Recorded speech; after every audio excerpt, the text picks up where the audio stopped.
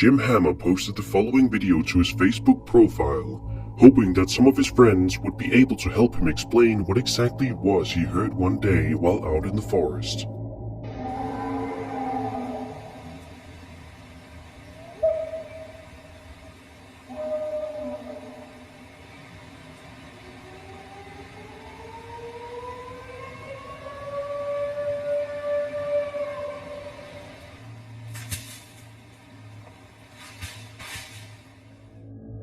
The noises seem to occur every few seconds but can be heard remarkably loud. A lot of commenters don't seem too convinced that this was some sort of strange animal, but rather Bigfoot. Of course, it's impossible to know if it's Bigfoot for sure because we don't ever see anything in the video, we only hear things. But it's definitely a creepy thought that shouldn't be ruled out.